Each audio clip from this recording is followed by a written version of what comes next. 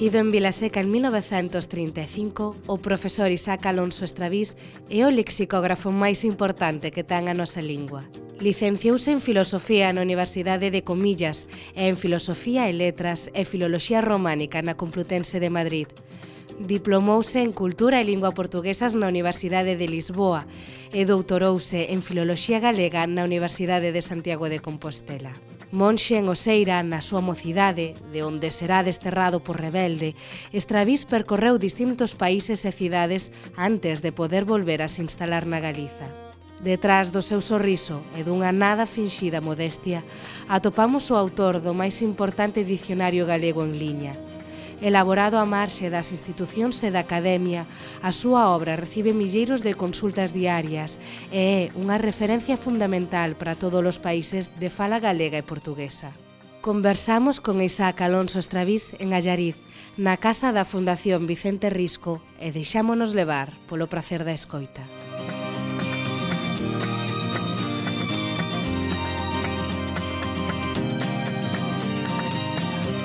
Na miña aldea, Vila Seca, todo o mundo falábamos galego. Entre eles, meus pais aínda utilizaban primeira feira, segunda feira, terza feira, cuarta feira. Despois, cando tiña 7 anos, foi cando comecei a ir á escola, porque non había, até aos 7 non podías entrar. E cando tiña 12, pois entrei no mosteiro de Useira, na provincia de Ourense, que eran monxes cistercienses, e entrei como oblato. Pero naquel centro, igual que noutros centros galegos, seminarios, casas de religiosas, estaba prohibido falar galego, porque era propio de paletos, de tontos, e o que había que falar era castellano. O método que se utilizaba no noso caso en concreto, era que unha persoa que falase galego, un rapaz, un alumno, entregábaselle unha moeda que se chamaba cadela, que era o equivalente a hoxe en día a un céntimo.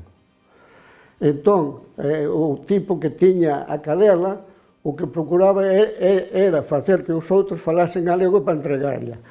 Sobre todo, nos últimos momentos do día, se estabas en fila india ou se estabas en reunión, facíalle trampa ao compañeiro ou facíalle unha piscadela, porque automáticamente, cando se falaba espontaneamente, saíache o galego. Que pasaba? Que collías, daballe a cadela, e entón chegaba o momento en que, cando chegaba o momento de irmos a deitarnos, aquel que tiña a cadela, esa moeda, pois se a tiña, puñano de xoellos, cos brazos en cruz, até que lle parecese ben, entón deixaban. Había veces que incluso xa estaban roncando os outros compañeiros. O problema era exixir que falases castellano. Entón, eu cando tiña xa 17 anos, tendo en conta que na miña aldea se falaba galego e que no outro lado se falaba galego, que eu non tiña por que ser burro falando galego, pois decidín terminantemente nunca na miña vida falar castellano. Entón, incluso, houve veces que ali facía, incluso estudiaba gramática de castellano e demais, pero tiña sempre en conta o galego.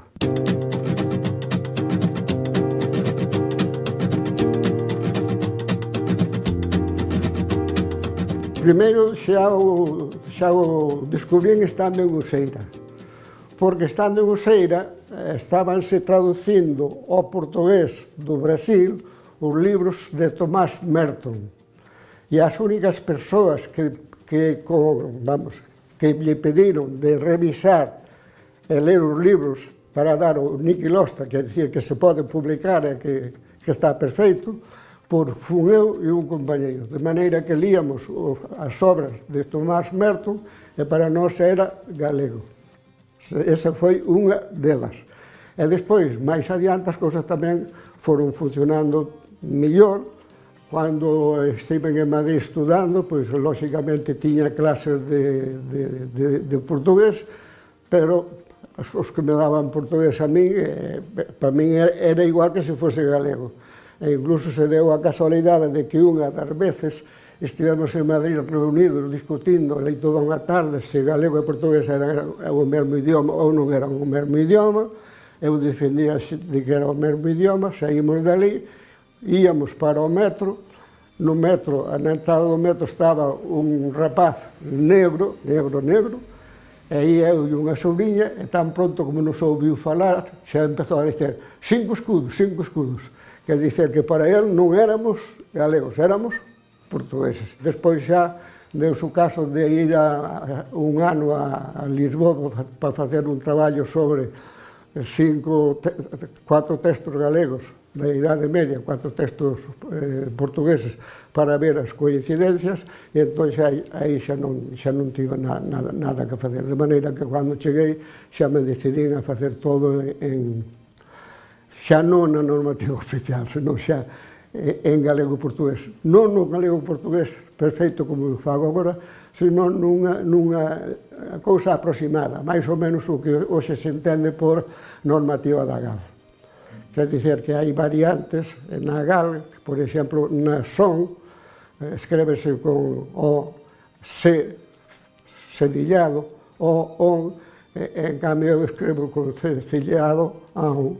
Ora, leo on, igual que no Porto non dicen na son, dicen na son. E o mesmo pasa no norte de Portugal, que as variantes que nós pensamos que son galegas non son galegas, son comuns a nós e ao norte de Portugal. Unha cousa é xa o sul, de Lisboa para baixo é o mesmo que pasa co castellano, que non é igual o castellano que se fala nas provincias castellanas, que en cada unha delas se fala de maneira diferente, que o castellano que se fala en Extremadura é menos o castellano que se fala en Andalucía. De maneira que, ás veces, incluso os mesmos andaluces non se entenden entre eles. Lembro-me de estar dando clases en Ferrol a uns alumnos a falarlle un pouco de como era o andaluz, porque lle estaba dando clases de castellano, e entón subir ao convoio que ia para Madrid, no meu departamento entrar en andaluces de varias partes, e resulta que eu tiña que estar co ouvido posto para entenderlos, porque uns falaban dunha maneira e outros falaban de outra, e entre eles mesmos tampouco se entendían. Entón, lóxicamente, nós o que temos que defender é que, falando coloquialmente, temos un sotaque diferente, pero é un sotaque que teñen en Chaves, que teñen noutro lado. Lembro-me de unha vez de ir comigo un sobrinho, leválo a Chaves e andar por ali polas loxas, andar por un lado, por outro, por aquí, chegar a casa, preguntar ao pai: Manoliño, é como falaban os portugueses? Dice, mi padre, falaban como a nós, entendíamonos de maravilla. Quer dizer que son preconceitos políticos que nós debemos de desterrar e hai que desterrar de unha vez por todas.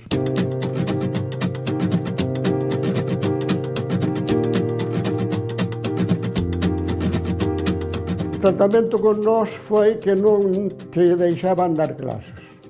Eu, por exemplo, no ano 84, daba clases no colexio Paulo VI da Rúa, daba clases de castellano e de galego. Eu nunca na miña vida aos meus alumnos lle dixen que tiñan que utilizar unha norma. Fui sempre respeitoso con eles. Incluso, cando daba clases na Universidade de Vigo a alumnos que ian para o magisterio, o primeiro que lles dicía era: ollo coas normas, o primeiro que tedes que facer é, cando chegades a un sitio, durante unha semana dedicarvos a ouvir como fala a xente e a partir de aí procurar falar como fala a xente e sobre todo cos alumnos. Non impor nunca ninguna norma, deixar liberdade. Teño unha rapaza que é moi amiga miña, primeiro porque eu a valoro e estimo, que é de cerca de Santa Mariña de Augas Santas da Pousa. É unha das veces a profesora, había unha palabra que ela usara e díxolle que esa palabra non existía. Entón, díxolle como? Dice, non, foi mirar ao dicionario chamado da Academia Española e a palabra non estaba nese dicionario. Dice, mire, busque no Extravís agora. E buscou no Extravís e apareceu a palabra e apareceu todo. Entón, A profesora o que fixo foi colocar no cuadro negro a palabra que aparecía no meu dicionario, os significados que eu lle daba, e entón foi un compañeiro da rapaza que dice, que iso está en portugués, dice, como?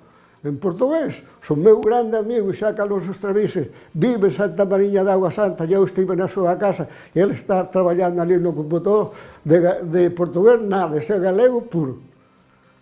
Quer dizer que hai que dar liberdade, hai que dar liberdade. E se houvese dado liberdade, e se houvese ensinado o idioma como é debido, sen impor nada, pois, lóxicamente, hoxe a imensa maioría xa estaría máis ou menos vamos, dentro da nosa banda. E se non estaban, pois tampouco pasaba nada.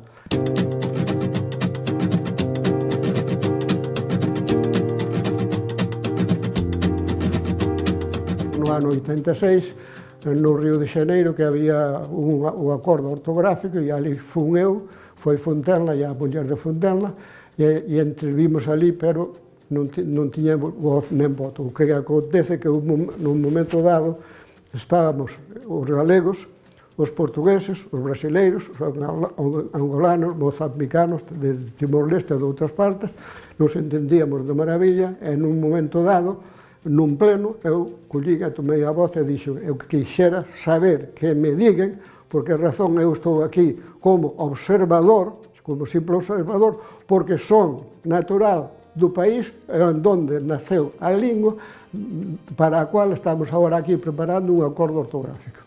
E entón, os portugueses quedaron un pouco xateados, os dos países portugueses normalmente contentos, e os brasileiros tiraron de acordo. Quer dizer que a partir de aí xa non actuamos oficialmente como membros observadores, senón que cando había que actuar, actuábamos, falábamos e interviñamos, e as cousas funcionaron normalmente como sempre.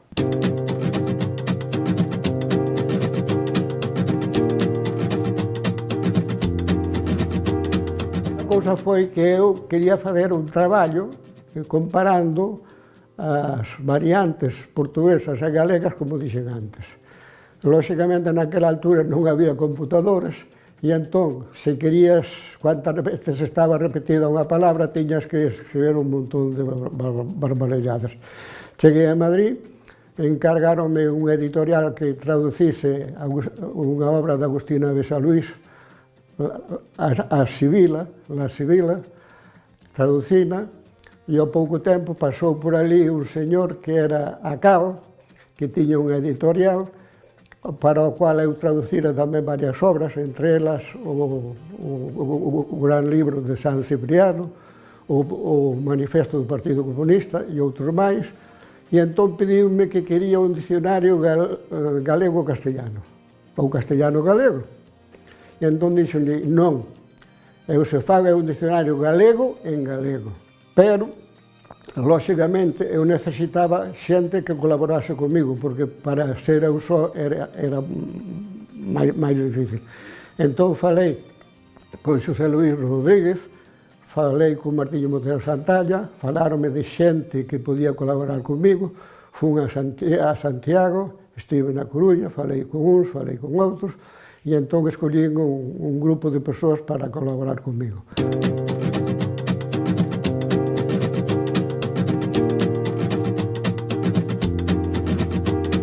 Pasou por ali por Madrid, viei Toledo, que era o que levaba as cousas de Galaxia, e dixolle que lle interesaba a Galaxia, pois publicar o dicionario.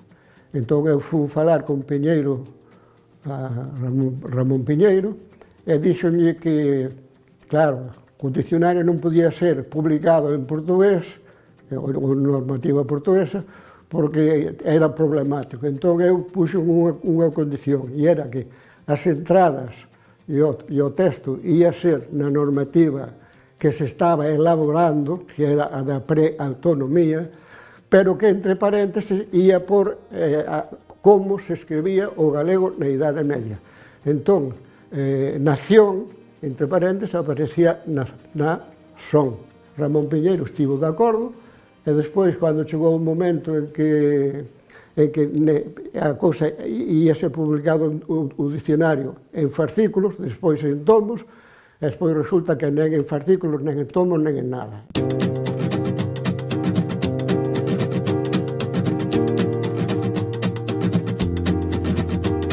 O que fixemos foi crear unha editorial, que é Al-Ena.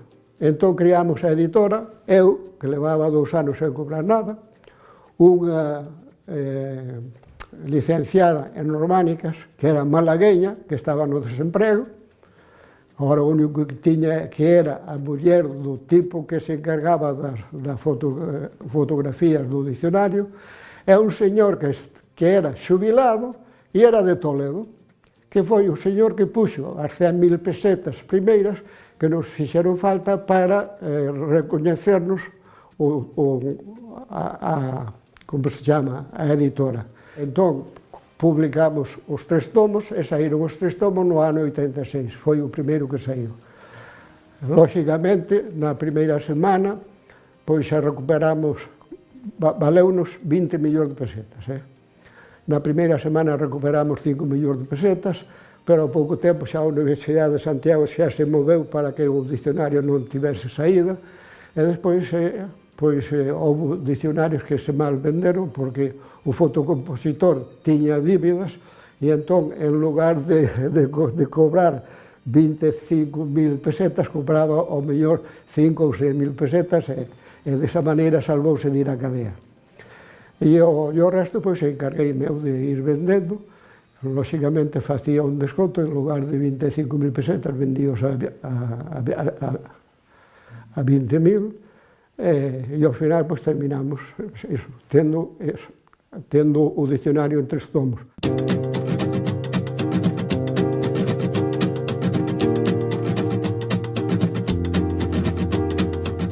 Despois, falou comigo Sotelo Blanco, que era de Castro Caldelas, que lle interesaba un dicionario galego reducido, pero chegou un momento en que tamén me pedía que tiña que escrevelo na normativa oficial. Dixen, por aquí, nada de normativa oficial, ten que ser tal e como está. O único que vou facer é reducir o tamaño, pronto. E entón, despois de pasar meses e meses, aceitou que eu escrevese, e foi no ano 95 onde saiu o segundo o dicionario galego nun só volume, pero grosso.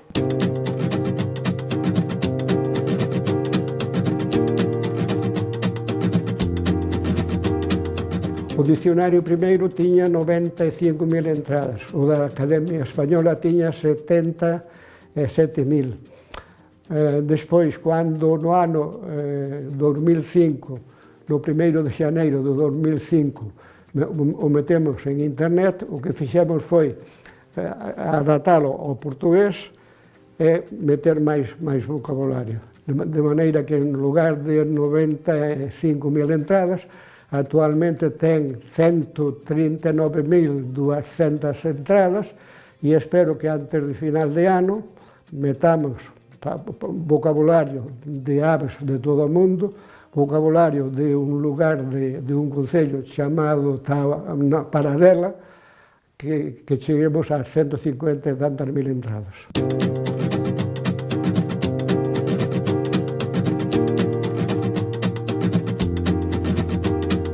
Se o castellano se reducise ao castellano que se fala en España, que pasaría cos países hispanoamericanos? Leríamos a autores hispanoamericanos? Non.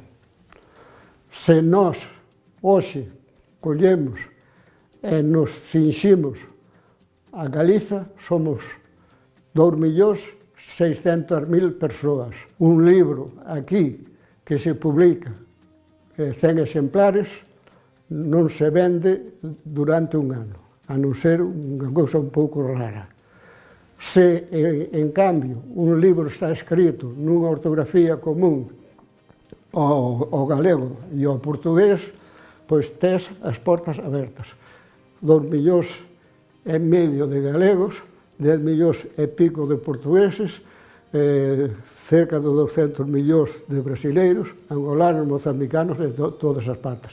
E, por certo, actualmente pois, hai libros que se están vendo en todos os sitios. Por exemplo, o meu dicionario é un dos dicionarios que está sendo consultado por brasileiros, por portugueses, por angolanos, mozambicanos, incluso teño palabras no dicionario onde aparece unha palabra que non é portuguesa, pero que utiliza neses países cando falan portugués, e entón no meu dicionario aparece a palabra, pero aparece, por exemplo, se é de Angola, Angola, e aparece a palabra que utilizan ali. E por que aparecen esas palabras? Porque pode darse o caso de que un galego estexa lendo un libro de un escritor angolano, se encontre con esa palabra e non a encontre por ningún lado. Vai ao meu dicionario e encontre esa palabra porque é unha palabra portuguesa, pero portuguesa de Angola. De outra maneira, pois pode chegar o momento en que se nos deixamos levar pola cousa oficial, o galego se fale cada vez menos, e chega un momento en que o galego se continúe falando en Portugal, falando no Brasil, falando en todos eses países, pero ao mellor na Galiza vai te a saber. Eu espero que sí, porque coñecín tempos peores, tempos en que, como dixen antes, tive incluso que facer cousas un pouco raras por falar galego, pero actualmente pois, as cousas mudaron e están a mudar, devagar, pero vamos para a frente.